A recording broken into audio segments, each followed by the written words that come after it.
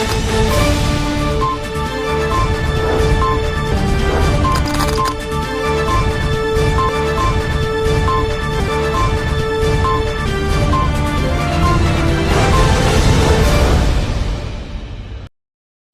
दर्शक मित्रों, दमन न्यूज में आपका स्वागत है। खबरों की शुरुआत करने से पहले आइए नजर डालते हैं आज की सुर्खियों पर। पारडी में कार के खुले दरवाजे पर खड़े होकर स्टंट करना और पार नदी के पास रील्स बनाना एक युवक को भारी पड़ा। फिल्मी डायलॉग्स, नकली पिस्तौल और हथियारों के साथ हीरो डोंगिरी का वीडियो वायरल करने वाला गिरफ्तार। उमरगाम तालुका पंचायत की सामान्य सभा में 168 करोड़ रुपए का बजट सदस्यों की नाराजगी के बीच मंजूर किया गया। सदस्यों से बिना पूछे विकास कार्य ठोक दिए गए और ठेकेदारों पर लापरवाह जवाब देने के आरोप लगे। उमरगाम में बच्ची के मामले में आरोपी को आजीवन कारावास की सजा सुनाई गई। इस केस में एसआईटी टीम ने केवल 9 दिनों में चार्जशीट पेश की, जिसके बाद आरोपी गुलाम मुस्तफा के खिलाफ फैसला सुनाया गया। आइए अब देखते हैं खबरें विस्तार से। पारडी में कार के खुले दरवाजे पर खड़े होकर स्टंट करना और पार नदी के पास रील्स बनाना एक युवक को भारी पड़ा। पारडी के युवक ने सोशल मीडिया पर फेमस होने की चाहत में खतरनाक स्टंट करते हुए वीडियो वायरल किया, जिससे मामला पुलिस स्टेशन तक पहुंचा। इस युवक ने हाईवे पर एक होटल के पार्किंग में कार के खुले दरवाजे पर खड़े होकर स्टंट करते हुए वीडियो बनाया। नकली पिस्तौल और हथियारों के साथ भी रील्स बनाई। ये युवक पहले भी पार नदी के किनारे पर विभिन्न रील्स बना चुका है। उसने फिल्मी डायलॉग्स के साथ खिलौनों की पिस्तौल और अन्य हथियारों के साथ हीरो और डोंगिरी के वीडियो बनाए। ये वीडियो उसने सोशल मीडिया पर अपलोड किए। इससे पहले पुलिस ने इस युवक के खिलाफ प्लास्टिक की पिस्तौल के साथ रील बनाने के लिए कार्रवाई की थी और उसे लोगों में डर पैदा करने वाले रील्स न बनाने की समझाइश दी थी। पारडी पुलिस स्टेशन के पीआईजी गढ़वी के अनुसार युवक ने एक बार फिर होटल के पार्किंग में खतरनाक स्टंट किया और वीडियो सोशल मीडिया पर शेयर किया। पुलिस ने युवक विनेश पटेल को खोजकर आज गिरफ्तार किया। इस घटना पर पाई गढ़वी ने कहा कि आज के युवा सोशल मीडिया पर फेमस होने की लालसा में खतरनाक कृत्य कर रहे हैं, जो चिंता का विषय है। पुलिस ने लोगों से अपील की है कि वे ऐसे खतरनाक स्टंट से दूर रहें और कानून का पालन करें।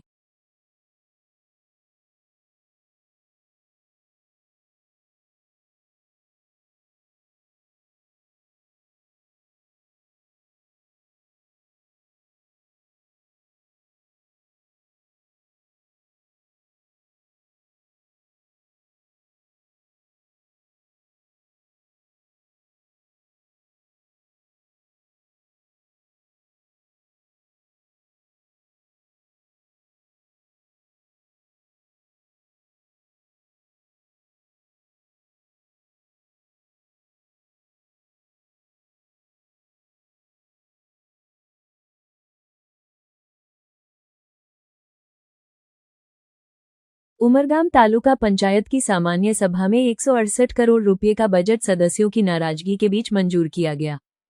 उमरगाम तालुका पंचायत की सामान्य सभा का आयोजन किया गया था, जिसमें अध्यक्ष ललिताबेन पटेल की अध्यक्षता में 168 करोड़ रुपए का बजट मंजूर किया गया। इस दौरान उमरगाम तालुका पंचायत के सदस्यों ने आरोप लगाया कि उनसे बिना चर्चा किए विकास कार्यों को लागू किया गया और ठेकेदार लापरवाह जवाब देते रहे। आयोजित सामान्य सभा में अंत में एक सदस्य ने तालुका पंचायत में भ्रष्टाचार के आरोप लगाकर अपनी नाराजगी प्रकट की।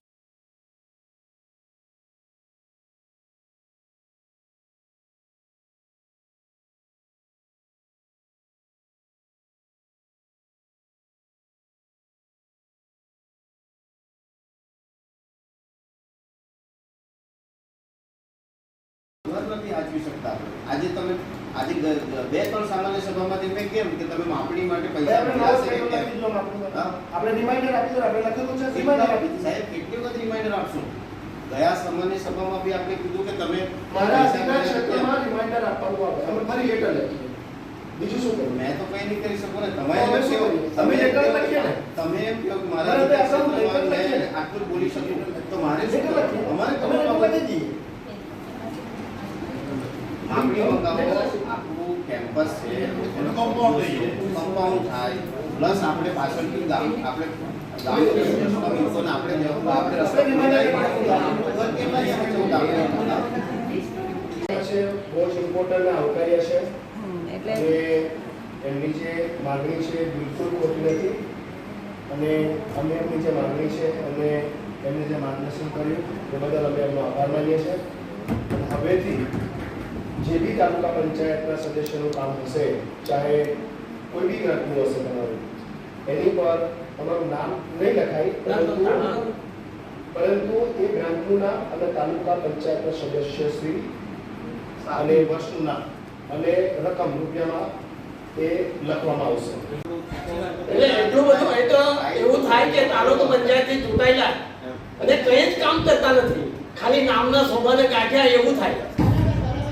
આજ સુધી તાલુકા પંચાયત એટલું બધું કામ થયું પણ આજ સુધી એક પત્તી લાગી નથી. એનું કારણ શું છે એ અમને જાણ કરો કે લાગવું જોઈએ કે નહીં લાગવું જોઈએ. અને જે અમે લેટર આપીએ છીએ એ લેટરનો જવાબ તાલુકામાંથી પ્રમુખશ્રીએ મળતો નથી. મેં આગળ બી કીધું કે એસ્ટિમેટ અનુસાર કામ થાય કે નહીં થાય તેનો અમને જવાબ જોઈએ, તો તે બી અમને આજ સુધી તાલુકા પંચાયત સભ્ય થઈને અમને લેટરનો આ જવાબ મળ્યો નથી. ને બીજું છે, નગામ તળાવની અંદર 1,58,000 રૂપિયા અમે ટોયલેટના પાસ કરાવ્યા, તો અમારે એસો સાહેબ કે 50,000 પર 1 યુનિટ બને, ત્યાં 2 યુનિટ બનાવ્યા અને 3 વર્ષ થઈ ગયા ને અમને છે ને મેં લેટર આપ્યો એટલે તરત જ ત્યાં ફેરફાર કોન્ટ્રાક્ટર આવીને લગાવી ગયો. તો એ શક્ય બની શકે કે અમને પૂછ્યા વગર એ કોન્ટ્રાક્ટર ફેરફાર લગાવી જાય? આટલું બધું આ તાલુકાને અમે દેખરેખ રાખીએ. અમારા માજી મંત્રી સાહેબ, ધારાસભ્ય રમણભાઈ પાટકર કે જે ભ્રષ્ટાચાર થાય તેમાં તાલુકા પંચાયત બરાબર નિગરાની રાખે, પણ આજ સુધી અમે ઓબ્જેક્શન ઉઠાવીએ તો એમ કે આ તો એમ કે પેલો કોન્ટ્રાક્ટર કરી લ્યો, પેલો કોન્ટ્રાક્ટર કરી લ્યો. આ કે 2 યુનિટ બન્યા અને ત્યાં છેતર ફેરફાર લગાવી ગયા, એવું બની શકે? અને બીજું, તમે જલ્દી તપાસ કરો અને એની મને જાણકારી આપો એસ્ટિમેટ અનુસાર આ થયું કે નહીં થયું. આજ સુધી અમે જ્યારથી અમે પહેલી જ સ્ટાર્ટમાં મેં લેટર આપેલો કે જે પણ તાલુકા પંચાયતને જે પણ ગ્રાન્ટ આવે એનો એસ્ટિમેટ અમને આપો તો અમે બી દેખરેખ રાખી શકીએ, જેથી કરીને અમને પણ ખબર પડે કે એસ્ટિમેટ અનુસાર આ કામ થયું કે નહીં થયું. આજ સુધી અમને કઈ લેટર અમને નથી જવાબ આપતો તો સામાન્ય પ્રજાની શું હાલત થાય?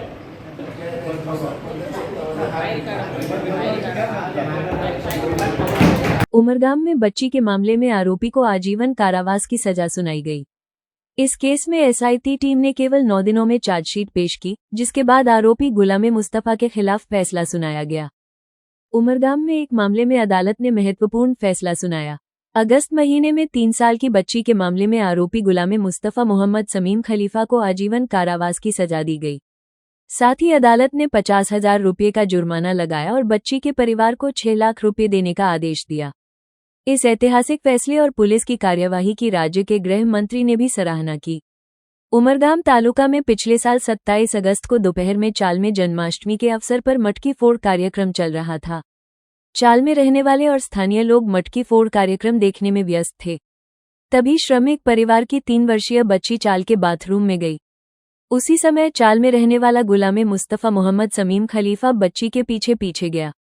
वहां उसने बच्ची को लालच देकर शारीरिक छेड़छाड़ की। हालांकि आरोपी गुलाम मुस्तफा मोहम्मद समीम खलीफा को पकड़ने से पहले ही वो फरार हो गया। इस मामले में पीड़िता के पिता ने उमरगाम पुलिस स्टेशन में भारतीय दंड संहिता और पोक्सो एक्ट के तहत शिकायत दर्ज कराई।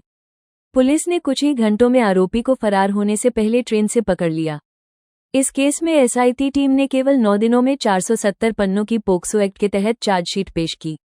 वापी के विशेष जज टीवी आहूजा ने पब्लिक प्रोसिक्यूटर अनिल त्रिपाठी की दलीलें स्वीकार करते हुए आरोपी को आजीवन कारावास की सजा सुनाई। आरोपी पर 50,000 रुपये का जुर्माना भी लगाया गया। जुर्माना न भरने पर 1 साल की अतिरिक्त सजा का प्रावधान किया गया है। इसके अलावा पीड़ित बच्ची को 6 लाख रुपये का मुआवजा देने का आदेश भी दिया गया है।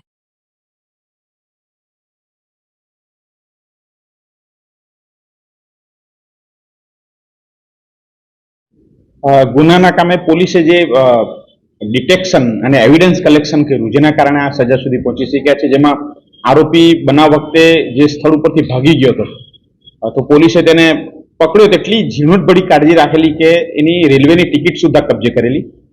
તે ઉપરાંત આરોપીનું મેડિકલ કે જ્યારે એક વિટનેસ ત્યાં હાજર હતી તેણે તે આરોપીને પકડવા માટે પ્રયાસ કર્યો, એનો શર્ટ ફાટી ગયેલો, એમાં એને હાથાપાઈ થયેલી, એમાં ઇન્જરી થયેલી અને એ મેડિકલ એવિડન્સ. તે ઉપરાંત ભોગ બનનાર બાળકીને જે પ્રાઇવેટ પાર્ટમાં ઈજા થયેલી તે ઈજા પણ મેડિકલ એવિડન્સમાં આવેલી હતી. અને તે ઉપરાંત કોર્ટની અંદર ભોગ બનનાર બાળકીનો સચોટ પુરાવો, 3 વર્ષની બાળકીનો સચોટ પુરાવો કે જેને કોર્ટે ધ્યાનમાં લીધી છે, પ્લસ કોર્ટની અંદર વિક્ટીમ બાળકીનું આઈડેન્ટિફિકેશન. એટલે પોલીસની જે ઇન્વેસ્ટિગેશનની જે પ્રક્રિયા જેટલી ઝડપથી કરવામાં આવી અને જે એવિડન્સ કલેક્ટ કરવામાં આવ્યો તેના માટે આ ટ્રાયલના આ તબક્કા સુધી પહોંચવામાં ખૂબ જ સરળતા રહેલી. જો એવિડન્સ કલેક્શનમાં મોડું થાત અને પુરાવો ના મળત તો આરોપીને કદાચ શંકાનો લાભની શક્યતા હતી, પણ પોલીસની આ ઝડપી કામગીરીને કારણે આરોપીને જે ઝડપી પાડ્યો અને જે મેડિકલ એવિડન્સ મળ્યો તેના કારણે અહીંયા સુધી પહોંચી શકેલા છીએ. હાલના વલસાડ જિલ્લાની અંદર બીએનએસની કલમ 65 મુજબનો પ્રથમ ચુકાદો છે, પણ પોક્સો એક્ટની અંદર એવું છે કે 2માંથી 1માં તકસીરવાર ઠરાવી શકાય અને પોક્સો એક્ટ એ સ્પેશિયલ એક્ટ છે, એટલે તકસીરવાર બંને કાયદામાં ઠરાવ્યા છે, પણ આરોપીને સજા પોક્સો એક્ટ હેઠળ જ કરવામાં આવેલી છે. તારીખ 27 ઓગસ્ટ 2024ના રોજ ઉમરગામના જે દેવધામ વિસ્તાર છે ત્યાંની ચાલીમાં એક 3 વર્ષની બાળકી સાથે દુષ્કર્મનો બનાવ બનેલો હતો.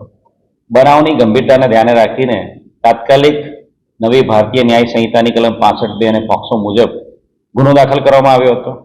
જે આરોપી છે એ આરોપી ગુજરાત રાજ્યની બહાર ભાગી જવાની કોશિશ કરી રહ્યો હતો ત્યારે એ આરોપીને ક્રાઇમ બ્રાન્ચની ટીમ દ્વારા તાત્કાલિક ટ્રેનમાંથી પાલઘર ખાતેથી 1 કલાકની અંદર એને પકડી પાડવામાં આવ્યો હતો.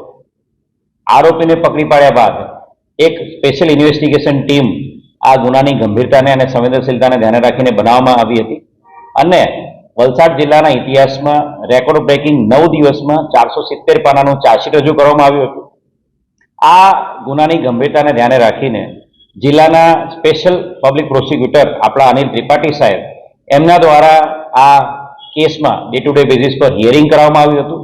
ફક્ત 82 દિવસની અંદર આ સમગ્ર કેસનું ટ્રાયલ પૂર્ણ કરવામાં આવ્યું હતું અને ટ્રાયલ પૂર્ણ થયા બાદ બંને પક્ષના વકીલોની રજૂઆતો અને જે ફાઇનલ આર્ગ્યુમેન્ટના આધારે આજરોજ આ ગુનામાં જે આરોપી ગુલામે મુસ્તફા છે એને કોર્ટ દ્વારા એમને અંતિમ શ્વાસ સુધી આજીવન કેદની સજા અને 50,000 રોકડ દંડની એમને સજા કરવાનો હુકમ કરવામાં આવ્યો છે અને સાથે સાથે ભોગ બનનાર पीड़िता परिवार ने 6 लाख रुपया वળતર આપવાનો હુકમ થયેલો છે. कपराड़ा में खड्डे में मिली महिला मामले में आरोपी भतीजे को पुलिस ने गिरफ्तार किया. कपराड़ा तालुका के रोहियाल तलाट गांव में कुछ दिन पहले महिला की लाश कूड़े के ढेर में मिली थी. कपराड़ा पुलिस ने घटनास्थल पर पहुंचकर जांच शुरू की और महिला की लाश को पीएम के लिए भेजा. पीएम रिपोर्ट आने के बाद पुलिस ने जांच तेज की और कई खुलासे सामने आए. कपराड़ा के रोहियाल जंगल गांव में कूड़े के ढेर से लगभग 40 वर्षीय महिला की सड़ी गली हालत में लाश मिली थी. पुलिस ने स्थानीय निवासी की शिकायत पर जांच शुरू की. जांच में मृतक महिला की पहचान 44 वर्षीय ताइबेन कनुभाई डोवाड के रूप में हुई, जो मूल रूप से रोहियाल जंगल गांव की निवासी थी.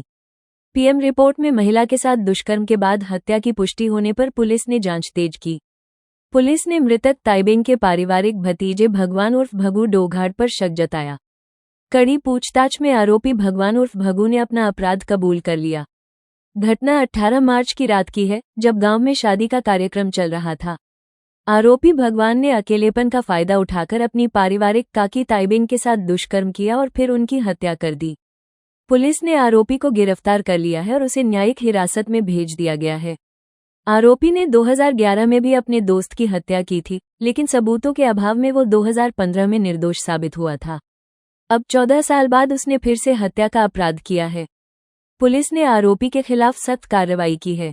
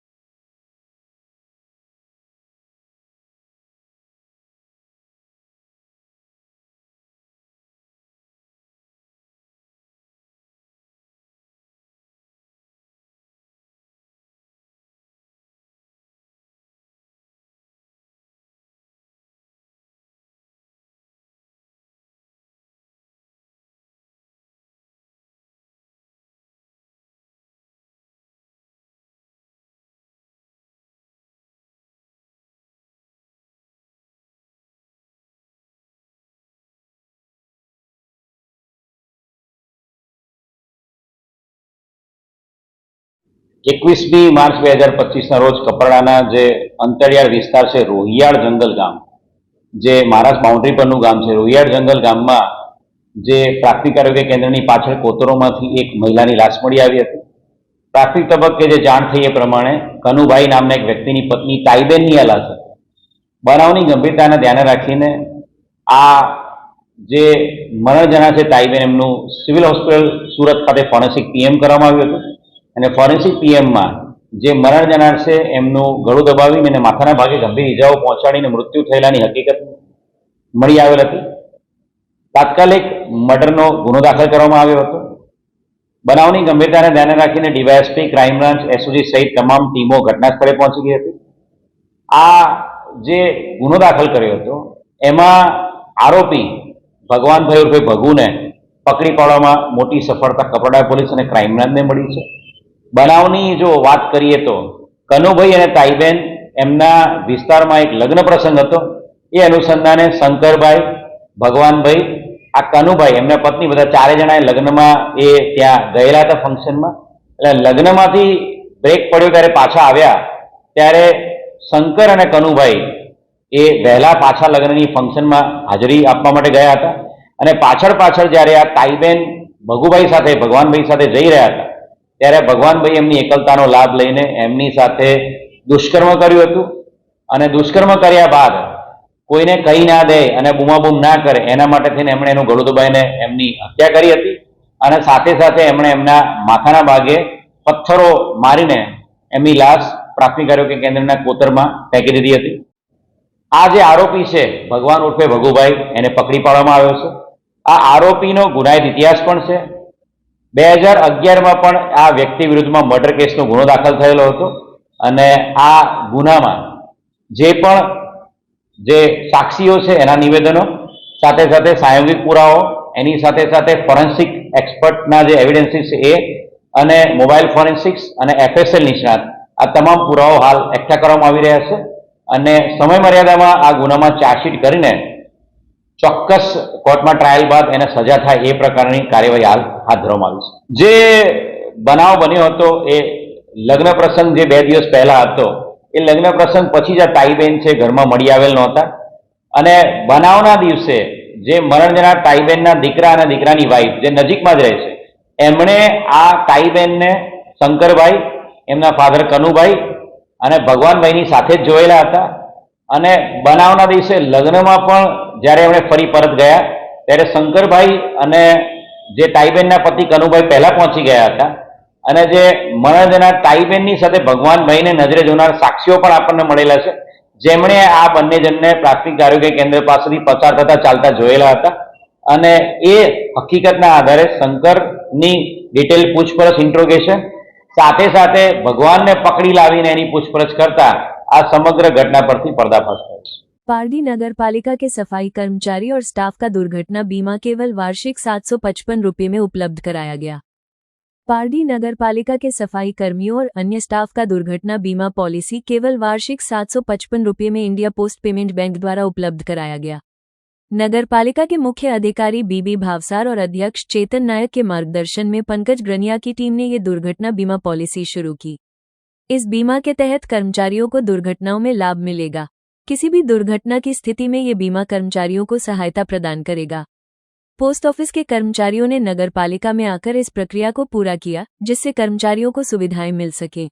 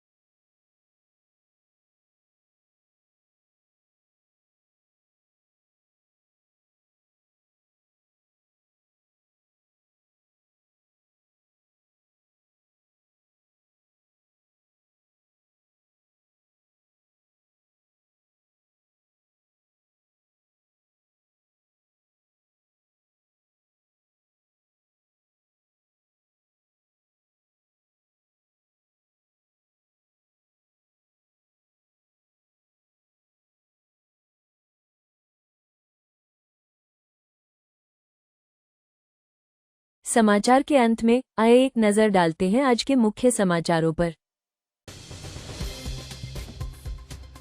पारडी में कार के खुले दरवाजे पर खड़े होकर स्टंट करना और पार नदी के पास रील्स बनाना एक युवक को भारी पड़ा। फिल्मी डायलॉग्स, नकली पिस्तौल और हथियारों के साथ हीरो डोंगिरी का वीडियो वायरल करने वाला गिरफ्तार। उमरगाम तालुका पंचायत की सामान्य सभा में 168 करोड़ रुपए का बजट सदस्यों की नाराजगी के बीच मंजूर किया गया। सदस्यों से बिना पूछे विकास कार्य ठोक दिए गए और ठेकेदारों पर लापरवाह जवाब देने के आरोप लगे। उमरगाम में बच्ची के मामले में आरोपी को आजीवन कारावास की सजा सुनाई गई। इस केस में एसआईटी टीम ने केवल 9 दिनों में चार्जशीट पेश की, जिसके बाद आरोपी गुलाम मुस्तफा के खिलाफ फैसला सुनाया गया। तो ये थी अब तक की खबरें। फिर मिलते हैं नई खबरों के साथ, तब तक देखते रहिए दमन न्यूज। नमस्कार।